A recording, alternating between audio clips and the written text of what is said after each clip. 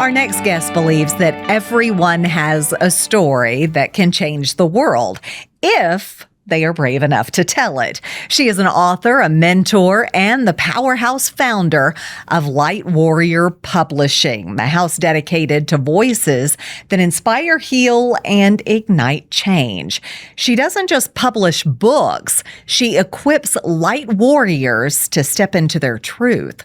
Please welcome Missy Maxwell Worton. And Missy, Light Warrior, it's such a striking name for a publishing company. What does it mean to be a light warrior? Well, I love that question, Kelly. Thanks for having me here. A light warrior means we are taking the light into the darkness. So we write our stories in a way that brings healing, that brings a way that you can see that there was good happening amongst the darkness. And so we really want to put stories out there that have a positive influence on others, but they also bring healing and change to those who are reading it.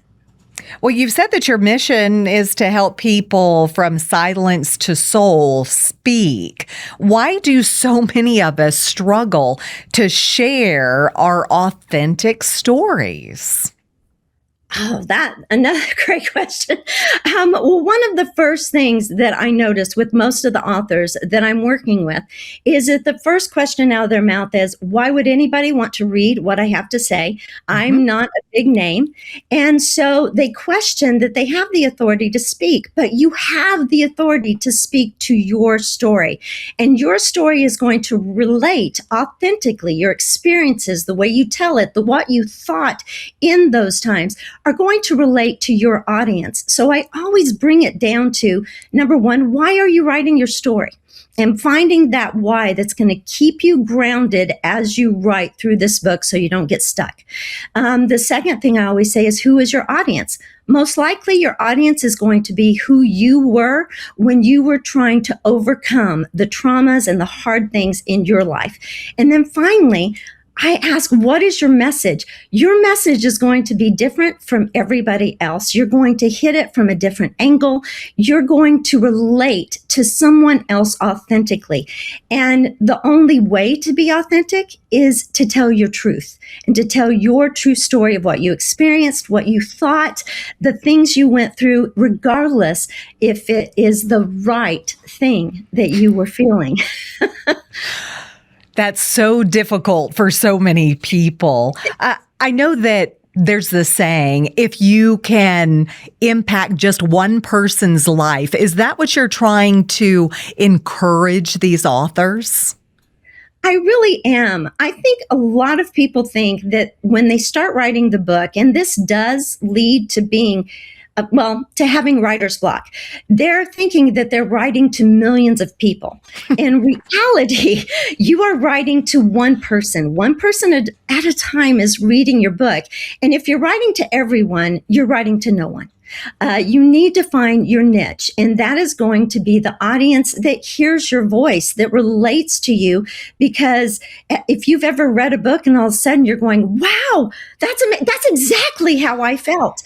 The only way you are going to find that, and the readers are going to find you, is by being authentically you. And most likely your story, someone is waiting to hear, because you have a way of telling it that they've never heard before. They're not going to relate to the big names out there, but they relate to the stay-at-home mom that walked through a very hard time of giving up her work, maybe. They're going to relate to you where you're at. So you have an audience. It could be one, or it could be millions, but write to the one. And that's what I always train my authors to do, is write to one person, and you'll be authentic and you'll hit your audience. Now, you aren't just a publisher, you are yourself an author. Are these all things that you've had to go through yourself?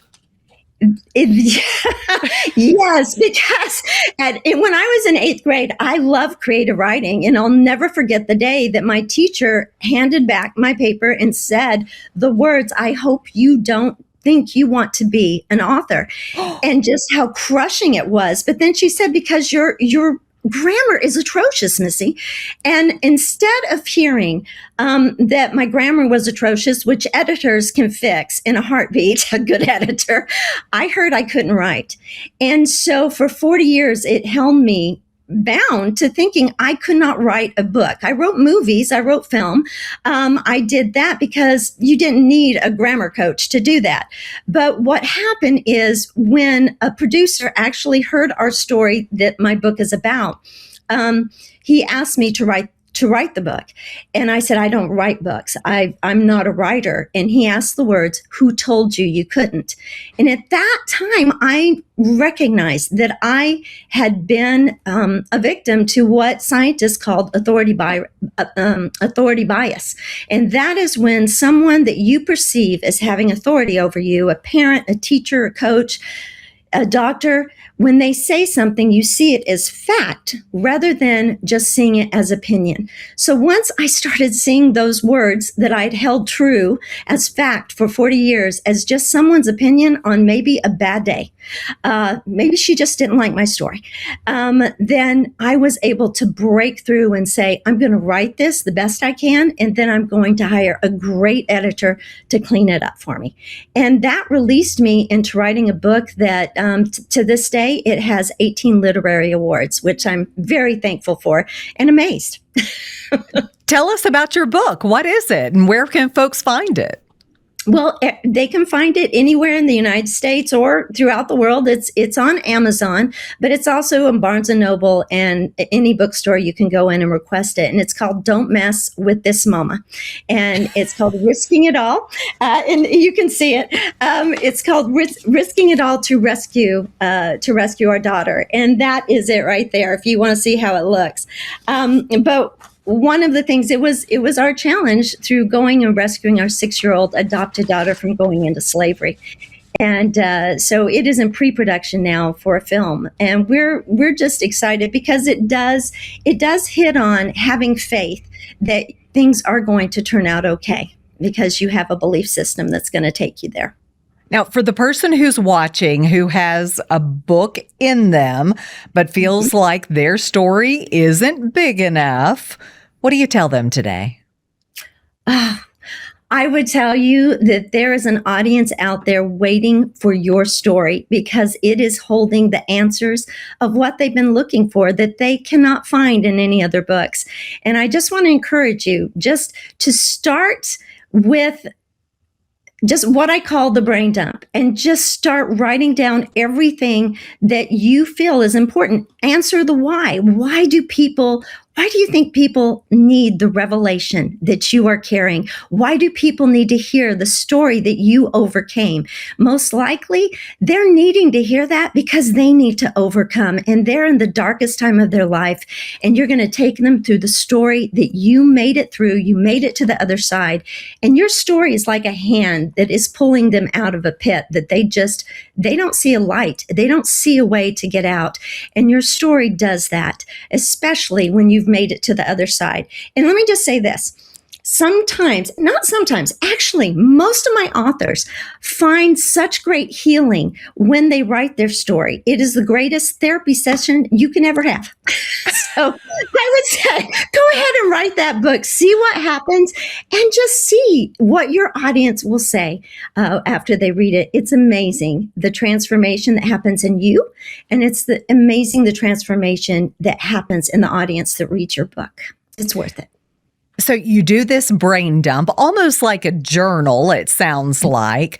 Then do you come to you and you start encouraging them more and telling them how they can make this where that one person they can impact? Absolutely. I have a group that meets Monday and Thursday, and we work with you to do writing prompts, to teach you how to go deeper in your emotions and your thoughts that you were having at that time. Most books, it shouldn't be a grocery list. We want to feel. The reader wants to feel and experience. You basically show, you don't tell. And these are some of the things we really work with our authors on. They also have a wonderful time of reading reading what they've done and getting great feedback from some of the authors that I've worked with for 4 years who've now done several books, and they've won awards and put out some wonderful books that are impacting other people's lives in a very positive way. Okay, I've got to ask the one question. What do you tell that one teacher now that told you you had bad grammar and you thought it was you couldn't write? Let me just say this. I will really, I totally forgave her once I saw that. But when I did go back to my hometown and I had a book signing, and she came up to me and she just hugged me and she said, "I know what I said to you and I was wrong." And I said, "You are totally forgiven." She said, "I have read your book. Missy, you are a storyteller." And from that, we hugged. I forgave her. And one of the things I said, "But it's a great story. It can really, what you said to me," and I never tell anybody her name, but I said, "What you told me helped me to overcome. And now I get to help so many people overcome that doubt that they have from, authority bias, that they believe that what somebody says was fact and it was an opinion." And my biggest thing that I would say to anyone is, if you want to write a book and you are afraid, who told you you couldn't? Is there a path that somebody told you that you couldn't do this? Or is it yourself? Are you the one that told yourself you couldn't do it? And why did you do that? Because there are people that literally are waiting for your story. Missy, thanks so much for joining us. We really appreciate it. Missy Maxwell Worton, or MissyMaxwellWorton.com. We'll be right back with more BizTV right after this.